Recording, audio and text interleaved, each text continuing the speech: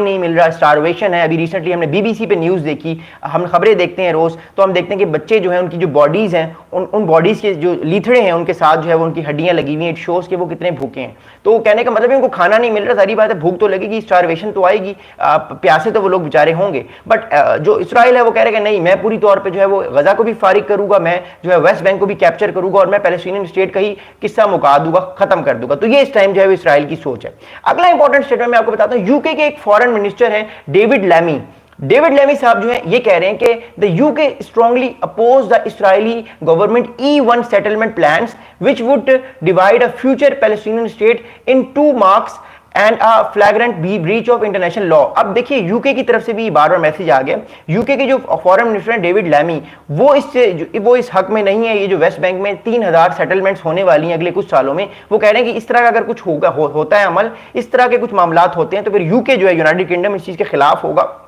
और वो Palestinian state की बात करता है जो कि वादा किया गया यूएन और इंटरनेशनल लॉ के मुताबिक, जो कि पैलेस्टीन लोगों को देनी चाहिए। But the thing is that कि एज ऑफ नाउ हमारे पास जो इंफॉर्मेशन है, हमारे पास जो रियलिस्टिकली हम चीजों को देख रहे हैं, इसराइल जो है वो फैसला कर चुका है कि कुछ हो या कुछ ना हो, वो गजा को भी अपने अंदर ऑक्युपाई करेगा, वो पूरी तौर पे वेस्ट बैंक को भी जो है वो एक तरह से अपनी सेटलमेंट करते करते करते करते जो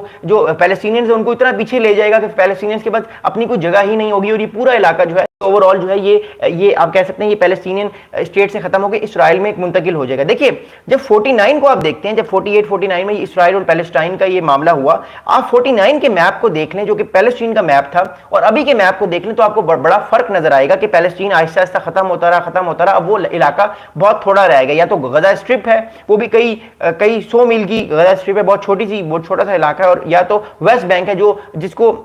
जिसमें जो रोड्स बनाएंगे इसराइल ने वो उनको प्रॉपर तौर पे कंट्रोल करता है ताकि उस जगह पे कोई हमास या इस तरह की कोई फ्रीडम फाइटिंग जो फोर्स है वो ना बन सके। बट अब मैं फाइनली आखिरी स्टेप पे जा रहा हूं इस वीडियो के, फिर आप लोग क्वेश्चंस कीजिएगा, मैं आपके सवालात के जवाब दूंगा। देखिए सबसे बड़ी जो इंप्लीकेशन है इसकी वो ये है कि एक बात तय है, इसराइल अब पीछे नहीं हटेगा, इसराइल अपने आप को और ज्यादा एक्सपैंड करेगा, चाहे वो सीरिया में बफर जोन्स हो, चाहे वो लेबनान का जो साउथर्न लेबनान है वो हो, चाहे वो गजा स्ट्रिप हो या चाहे वो वेस्ट बैंक हो, इसराइल अपने आप को अब एक्सपैंड करेगा क्योंकि इसराइल की जो बैकिंग है इस टाइम वो अमेरिका की बैकिंग है। लेकिन इसकी जो रिपरकशंस आएंगी वो ये आएंगी कि जो अरब ममालिक हैं, specially Saudi Arabia, Qatar, Kuwait, even Pakistan और ये सारे टर्की वगैरह, इजिप्ट, ये इस चीज के खिलाफ बोलेंगे। लेकिन ये सिर्फ बोल ही सकते हैं, प्रैक्टिकली ये कुछ कर नहीं सकते, बिकॉज अगर ये कुछ करने की कोशिश करेंगे तो अमेरिका जो है वो नाराज हो जाएगा। और अमेरिका आपको पता है पूरे इलाके को सिक्योरिटी देता है और पूरे इलाके को जो है अमेरिका जो है वो कंट्रोल करता है। उसकी 50-60 हजार फौजें हैं, 8 से 10 तो बेसिस हैं अमेरिका के पूरे मिडिल ईस्ट में, तो इट इज वेरी पावरफुल। अगली इंपॉर्टेंट चीज ये कि जो नेतन्याहू साहब ने रिसेंटली स्टेटमेंट दिया कि उनका ये विजन है, उनका ये बचपन से ख्वाब है कि वो जो गजा है, उसको गजा और ये सारा इलाका है इसको कब्जा करके एक तरह से आप कह सकते हैं कि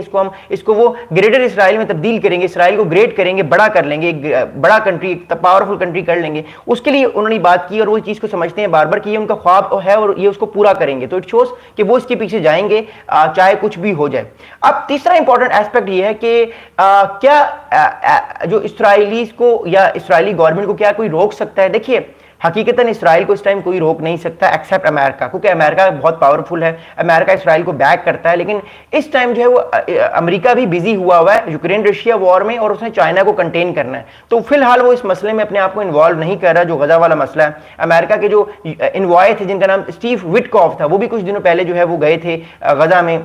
उन्होंने कोशिश की किसी ना किसी तरीके से इस इलाके में जो लड़ाई हो रही है इसको खत्म किया जाए, पीस अकॉर्ड हो। But unfortunately for Palestinian Israel ने वो बात नहीं मानी और फिर अमेरिका दोबारा से जो है वो अलास्का की मीटिंग और ये ट्रंप और पुतिन का जो मामला है इसमें फंस गया और चाइना को जो कंटेन करने की पॉलिसी उसमें बिजी हो गया। द थिंग इज दैट कि जो गजा में इस टाइम हो रहा है वो इसराइल अपने आप को और तगड़ा करने की कोशिश करेगा, अपने आप को और पावरफुल करने की कोशिश करेगा, और ज्यादा पिटाई करने की कोशिश करेगा पैलेस्टीनियंस की। और आपको नजर आएगा कि जो पैलेस्टीनियंस हैं वो भी हमास की तरह की डिफरेंट ऑर्गेनाइजेशंस बनाने पे मजबूर होंगे। और ये जो फाइटिंग हो रही है इस टाइम हमास की और ये इस टाइम गजा सिटी में या all over the Gaza strip,